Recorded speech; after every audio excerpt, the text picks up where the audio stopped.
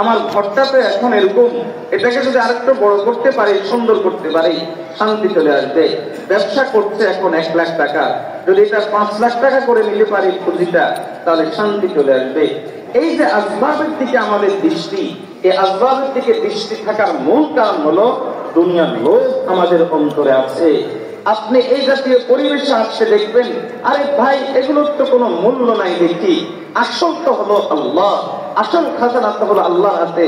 পয়সা ছাড়াও আল্লাহ সুখ দিতে পারেন, আল্লাহ টাকা পয়সা ছাড়াও শান্তি দিতে পারেন, আগুনের বিছানায়ও তিনি নরম গদির আরাম দিতে পারেন, আর নরম গদিকেও আগুনের বিছানা অশান্তি দিতে পারেন।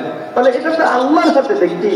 আপনি এভাবে এই পরিবেশে যত বেশি আসবেন, আল্লাহ আপনার থেকে দুনিয়ার লোভ, দুনিয়ার চিন্তা কত বেশি বের করে দেবে।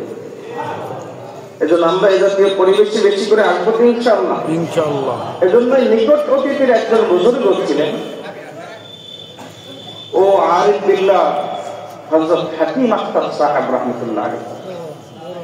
আরিফ বিল্লাহ হযরত হাকিম আখতার সাহেব রাহমাতুল্লাহ আলাইহিকে এক লোক জিজ্ঞেস করলো, হযরত শুনেছি মা বাবাকে দেখতে নাকি বাইতুল্লাহ দেখার সওয়াব পাওয়া যায়। একজন নেককার, একজন আল্লাহওয়ালা, তাকে দেখলে কি পাওয়া যায়? 500 টাকা একটা নোট। মা বাবাকে দেখলে বাইতুল্লাহ সওয়াব পাওয়া যায়। এজন্য যুবকেরা, যুবকেরা মা বাবাকে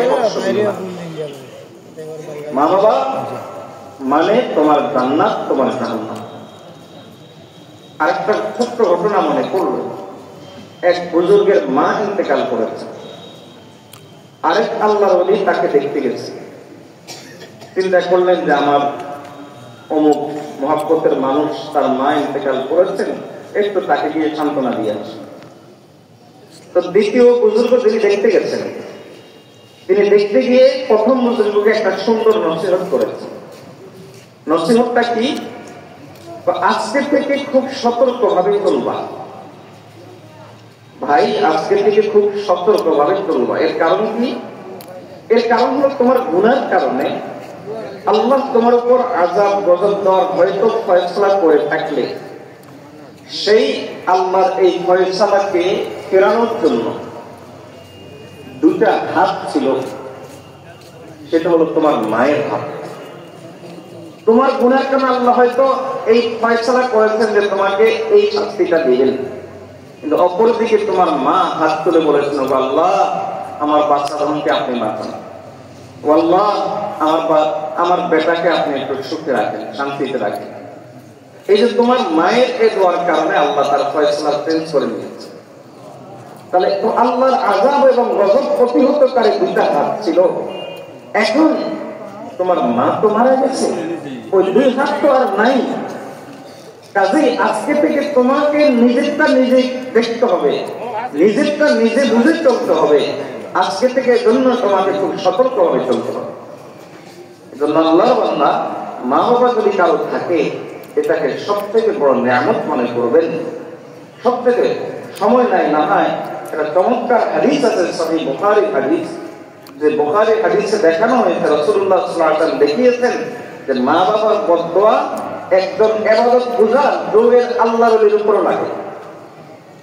মা বাবার বদদোয়া যুগের আল্লাহর ওলির উপর লাগে। আল্লাহ তাআলা যদি তাকে কোনোভাবে কোনো কিছুর জন্য কবুল করে নেন, তাহলে সেটা আল্লাহ অন্যভাবে তাকে মাফ করে দিয়ে মানুষের সামনে তার এই যুগ বাঁচিয়ে দিয়ে এটা দেখিয়ে দিলেন। সাময়িকভাবে ওই মা বাবার বদদোয়া একজন আল্লাহর উপর লাগতে পারে। আল্লাহ আমাদেরকে হেফাজত করুন, আমিন। বলেই ফেলি, ছোট্ট করে বলে ফেলি, সহিহ বুখারীর হাদিসে এসেছে, জুরাইজ নামক বনি ইসরাঈলের একজন দরবেশ ছিল, আল্লাহর ওলি। এই দরবেশের কোনো কারণে মাকে মনোকষ্ট দিয়েছে, কোনো কারণ, সংক্ষেপ বলি। তো মাকে মনোকষ্ট দেওয়ার পর মা তখন বলে বসলো যে আল্লাহ তোকে বেশ্যার মুখ দেখানো ছাড়া মত না দিই। এক এক যুগের এক এক রকম গালির পরিভাষা আছে, যেমন এক এক অঞ্চলও এক এক রকম গালির পরিভাষা আছে। বদদোয়া এক এক অঞ্চলে এক এক রকম করে দেয়। আর ওরা বদদোয়া দিবের সময় বলে কথার কথা, ভাই থাক তুই ধ্বংস, এই জাতীয় শব্দ। আর আমরা বদদোয়া দিবের সময় বলি কি, তোর উপর খারাপ হোক, ঠিক আছে না, তোর উপর খারাপ হোক। তো ওই অঞ্চলের বদদোয়াটা ছিল এই টাইপের যে তারা কেউ কাউকে বদদোয়া দিতে দিতে এভাবে যে তুই বেশ্যার মুখ দেখা ছাড়া যেন তোর মরণ না। এখন মা এরকম বদদোয়া দিয়ে করছে যে বেশ্যার মুখ দেখা ছাড়া যেন তোর মরণ না। আল্লাহ এই বলি আর দূরেই আবেগ ছিল। নবীজি সাল্লাল্লাহু আলাইহি ওয়াসাল্লাম শোনাচ্ছেন এই আবেগের ঘটনা। হলো কি, পরবর্তীতে এক বেশ্যা মহিলা, তার ঘরে একটা সন্তান জন্ম হয়েছে। লোকজন যখন জিজ্ঞেস করলো এর বাবাকে, সে তখন বিছানা পেয়ে পালিয়ে দিল, এটার বাবা হলো জুরাইজ। অপবাদ দিয়ে বসছে।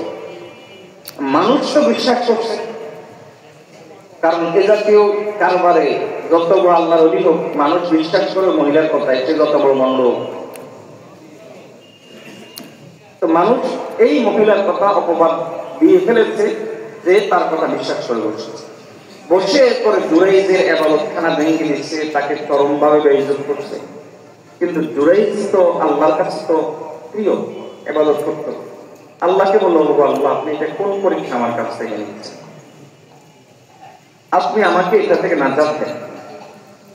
পরবর্তীতে আল্লাহ তার জেহনে ঢেলে দিয়েছেন, আল্লাহ তাআলা তার অন্তরে ইলহাম দিয়েছেন যে ওই ছোট্ট সন্তানটাকে জিজ্ঞেস করলেই বুঝা যাবে যে তার বাবাকে। সেই কেমনি কথা বলবো, সে মাত্র নবজাতক। এই জন্য হাদিসে আছে কিছু সন্তান কলেজে কথা বলেছে, তোর মধ্যে একজন, তিনজন মধ্যে একজন ঈসা আলাইহিস সালাম, আর একজন। তো সে তো নবজাতক, কেমনি কথা বলবো? কিন্তু আল্লাহ তাআলা জুরাইজের এখানে কারামত দেখিয়েছেন। গিয়ে জিজ্ঞেস করলো সকলের সামনে, সকলে মিলে, এই তোর বাবাকে? তখন ওই ছোট্ট কোলের শিশু অবস্থা বলে দিল, আমার বাবা হলো অমুক।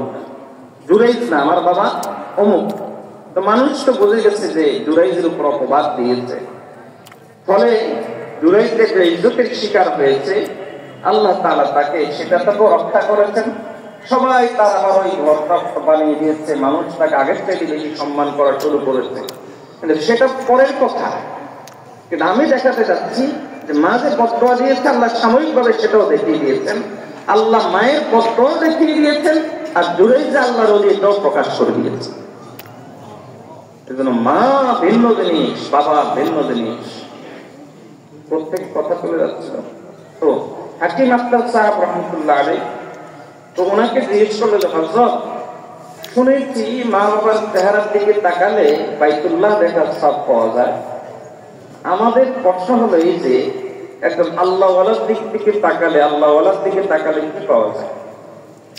হযরত উত্তর দিলেন যে মা বাবার চেহারার দিকে তাকালে, মা বাবাকে দেখলে বাইতুল্লাহ পাওয়া যায়, আর আল্লাহওয়ালাকে দেখলে আল্লাহ পাওয়া যায়। अल्लाह वालों से क्या मिलता है, अल्लाह वालों से अल्लाह मिलता है।